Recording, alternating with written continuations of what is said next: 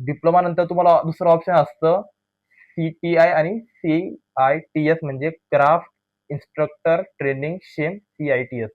तर बघा आता हे CITS काय आहे? तर बघा मित्रांनो लक्षात ठेवा, आपण शिक्षक बनण्यासाठी आपल्याला B.एड आपलं करावं लागत असतं, ठीक आहे.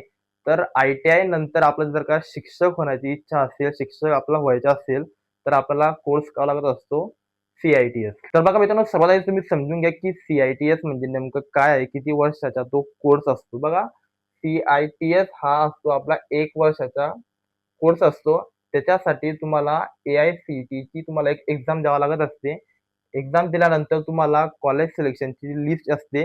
जर का तुमच्या मार्क्सवर डिपेंड असतं ते. जर का तुम्ही चांगले मार्क्स मिळाले तर तुम्हाला गव्हर्नमेंट कॉलेज मिळत असतं NSTIचं आणि जर का तुम्हाला कमी मार्क्स मिळाले तर तुम्हाला मिळत असतं ITO2चं खाजगी कॉलेज तुम्हाला हे मिळत असते. मग खाजगी कॉलेजची फी असते अराउंड 1,00,000च्या आसपास तुमची फी असते.